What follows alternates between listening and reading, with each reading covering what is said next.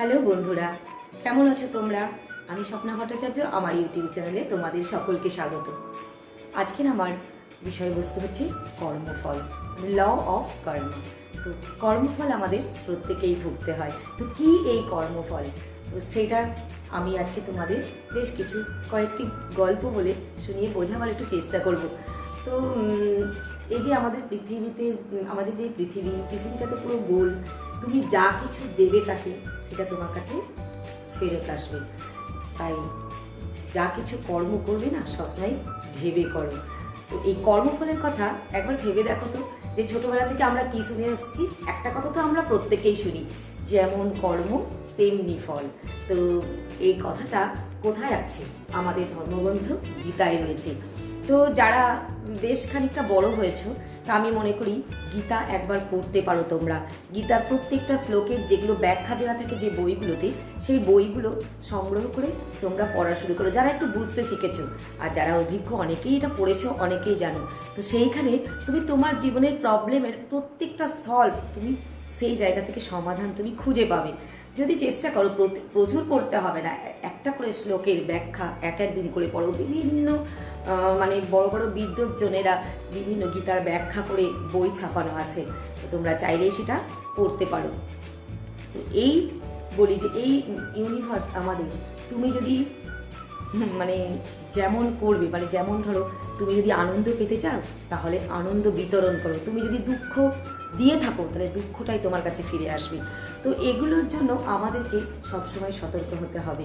কারণ প্রকৃতি যখন, কি বলবো, মানে প্রকৃতি যখন শোধ নেয়, তখন কিন্তু সুদে আসলে উসুল করে নেয়। তাই প্রকৃতিকে, এই বিশ্ব ব্রহ্মাণ্ডকে তুমি যা কিছুই দেবে, যেমনভাবে দেবে, তেমন কাছে আমাদের সবসময় ফিরে ফিরে আসবে। তাই মানে বি কেয়ারফুল, সবসময় কেয়ারফুল হয়ে সেটা দেখো। এই প্রসঙ্গে তোমাদের আমি দুটো গল্প বলবো। তো প্রথম গল্পটা বলি। দুই বন্ধু ছিল, তারা একই সাথে পড়তো, একই স্কুলে পড়তো এবং পাশাপাশি বাড়িও ছিল। তো দুই বন্ধুরই ইচ্ছা ভালো রেজাল্ট করব। তো তারা কি করলো, স্কুলে যেত, দুজনেই পড়াশোনা করতো। তো একসময় পরীক্ষা হলো, ক্লাসের রেজাল্ট আউট হলো। তো রেজাল্টে দেখা গেল এক বন্ধু প্রচুর নাম্বার পেয়েছে এবং আরেক বন্ধু সেটা পায়নি। তো এটা তো পুরো ক্লাসের মধ্যে এটা খুব সাধারণ ব্যাপার। সবাই বলবে যারা যে পড়াশোনা করেছে, যে পরিশ্রম করেছে, সেই তো পেয়েছে, সেটাই তো পাওয়া স্বাভাবিক। তো এটাই তো হয়। তো এই যে বন্ধুটি নাম্বার বেশি পেয়েছে, সে কিন্তু কি ভেবেছে যে আমি পড়াশোনা করব। সে সময় নষ্ট করেনি, তার পড়াশোনার মানে পদ্ধতিটাও কিন্তু আলাদা ছিল। যে যতখানি পড়তো সেটাকে লিখতো, সে রাত্রিবেলা জেগে পড়তো, বন্ধুদের সঙ্গে গল্প আড্ডা এগুলো কম করেছে এবং সে যতটা পারবে তার সময়টাকে সে ব্যয় করেছে পড়াশোনার মধ্যে দিয়ে। এবং যেভাবেই পড়েছে, যেভাবেই সে সেগুলো সলভ করেছে, সেগুলো পরীক্ষার খাতায় সেগুলো সে দিয়ে আসতে পেরেছে। তবেই না সে ভালো নাম্বার পেয়েছে। কিন্তু আরেক বন্ধু, সে কি করছে, সে ভাবছে আমি তো পড়লাম, সে গল্পও করেছে, বন্ধুদের সঙ্গে ঘুরেছে ফিরেছে, তারপরে যেটুকু সময় পেয়েছে সেটুকু পড়েছে এবং ভেবেছে আমি নাম্বার পেয়ে যাবো, ভাগ্যের উপর ছেড়ে দিয়েছে। যে পরে দোষারোপ করছে যে আমার ভাগ্যে এইটুকুই ছিল, তাই হয়তো আমি এইটুকুই পেয়েছি। তো এইটা একটা গেল যে যেমন তুমি করবে, কর্ম করবে, তেমন তুমি ফল পাবে। এটা খুব স্বাভাবিক ব্যাপার। হয়তো তোমরা বলতে পারবে এর মধ্যে এমন কি বড় ব্যাপার আছে? এটাই তো হয় আমরা সকলেই জানি, কিন্তু আমরা সেগুলোকে অতটা জীবনে মানে অ্যাপ্লাইও করি না বা অতটা ভেবেও দেখি না। তো নেক্সট তোমাদের আরও একটা গল্প বলি। এক রাজা ছিলেন এক সময়। তো রাজা হঠাৎ করে, বেশ খানিকটা ওনার বয়স হয়েছে এবং তখন উনি ভাবতে শুরু করেছেন। একদিন হঠাৎ মনে হয়েছে তার, নিজের কুণ্ডলিটা খুলে, মানে কোষ্ঠীটা খুলে দেখছেন যে আমার কোষ্ঠীর মধ্যে কি কি আছে। ভবিষ্যৎ তো আমার অনেক কিছু বলা আছে, বর্তমানে আমি একজন রাজাও বটে। তো আচ্ছা, আমার সঙ্গে যারা জন্ম নিয়েছিল তারা তো প্রত্যেকে যদি রাজা হতো, তাহলে তো আমি তাদের খবর পেতাম।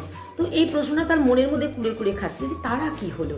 তো তখন একদিন কি হলো, সেই সমস্ত তার মানে যত সভাসদ বা বিদ্বজ্জনেরা আছেন, তাদেরকে সকলকে ডাকলো তার সভায় এবং প্রত্যেককে জিজ্ঞাসা করলো যে আচ্ছা, আপনারা বলুন তো, যে আমার সময়ে যারা জন্মেছেন তারা প্রত্যেকে তো রাজা হয়নি, হলে তো আমি নিশ্চয়ই জানতে পারতাম। এই আমার আশেপাশে তো অনেকেই আমার সঙ্গে জন্ম নিয়েছে। তো প্রত্যেকে খুব চিন্তায় পড়ে গেল। তাই তো এই প্রশ্নের উত্তর কিন্তু সকলেই দিতে পারছিল না, সবাই চিন্তায় মগ্ন ছিল। এরই মধ্যে একজন বয়স্ক ছিলেন এই বিদ্বজ্জনেদের মধ্যে। তিনি তখন বললেন যে আপনি একটা কাজ করুন, আমাদের পাশের মানে আমাদের পাশের রাজ্যে একজন সাধু আছে, সেখানে যে জঙ্গল আছে তিনি সেখানে বাস করেন একটা কুটিরে।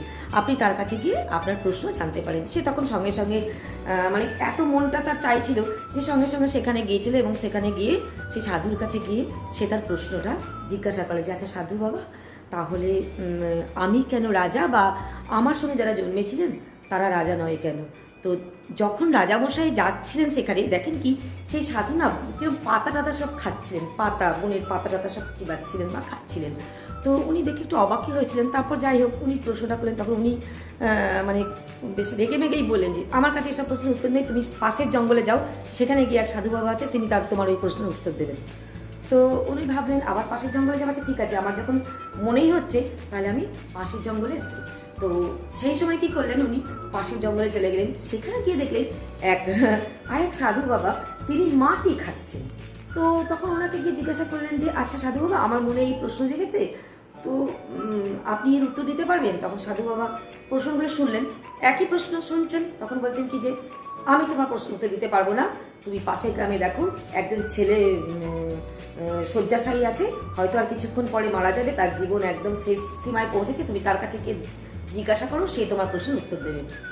তো রাজামশাই বেশ একটু নিরাশ হয়ে ফিরলেন, ফিরে ভাবছেন কি যে কী করি, তাও মনে যখন প্রশ্নটা দেখাই দিয়েছে তো যাই না, গিয়ে শুনে আসি।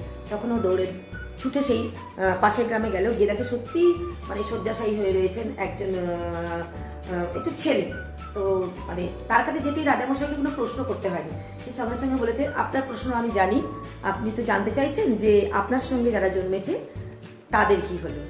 তো তখন আর আমি রাজা হলাম, তারা এবার রাজা হলো না কেন? তো আপনাকে বলি, দেখুন এই যে আপনি যে দুই সাধু দেখে এলেন আর আমাকে দেখছেন, আর আপনি এই চারজন আমরা আগের জন্মে আমরা ভাই ছিলাম, 4টে ভাই ছিলাম। তো আমরা একসময় কোথাও যাত্রা করার জন্য বেরিয়েছিলাম এবং আমাদের রাস্তা হারিয়ে গেছিল পথে। তো আমরা জঙ্গলের মধ্যে দিয়ে যাচ্ছিলাম, বেশ এতে আমরা খুঁজে পাচ্ছিলাম না আমাদের বাড়ি যাওয়ার পথ। তো সেই সময় আমাদের খাবারও তেমন ছিল না, জঙ্গলের থেকে আমরা যা কিছু ফলমূল হাতে পেয়েছিলাম, তো প্রত্যেকের হাতে একটা করে ফল ছিল। তো ইতিমধ্যে আমরা যখন জঙ্গলে যাচ্ছি, তো সেই সময় একজন বাবা এসে আমাদের কাছে চাইছিল, আমাদের কাছে যে আমাকেও কিছু খাবার দাও তোমাদের থেকে। তো আমাদের মধ্যে তুমি যাকে ফার্স্টে দেখেছো বড় যে দাদা ছিল, উনি তখন বললেন যে তোমাকে যদি ফলমূল দিয়ে দিই আমরা কি গাছের পাতা চিবাবো? তো তুমি যাকে দেখেছো উনি আমাদের বড় ভাই ছিলেন।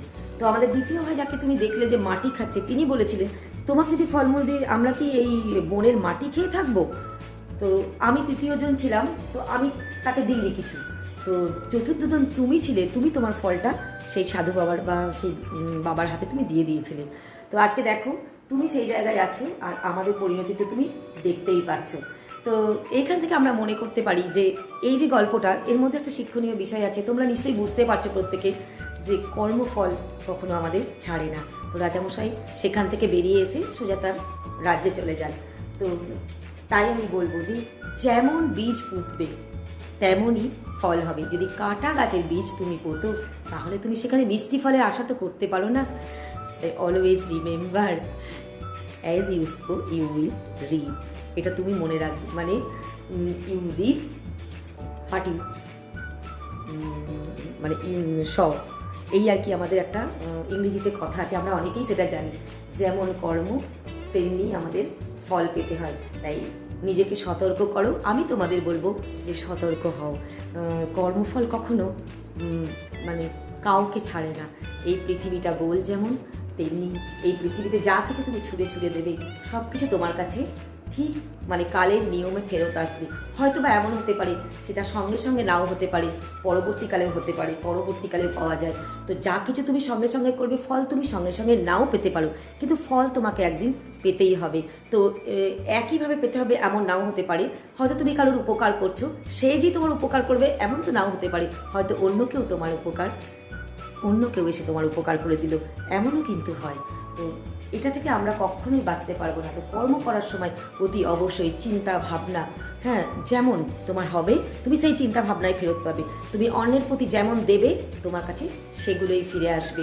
তাই দেওয়ার সময় তুমি যদি মানে দুঃখ চাও, তুমি যদি আনন্দে থাকতে চাও, তুমি যা চাইবে সেইগুলোই তোমাকে দিতে হবে। তুমি সেগুলোই দাও, সেগুলো দিলেই সেগুলো তোমার কাছে ইউনিভার্স এই ব্রহ্মাণ্ড তোমাকে সেইভাবেই ফেরত দেবে। এটাই কালের নিয়ম আর এটাই হয়। তো আজকের বিষয়বস্তু আমার এটাই ছিল। কেমন লাগলো? যদি তোমাদের ভালো লেগে থাকে আর তাহলে অবশ্যই ভিডিওটা শেয়ার করে দিও। আর যারা আমাকে আজকে নতুন দেখছো তারা অবশ্যই চ্যানেলটা সাবস্ক্রাইব করে নিও।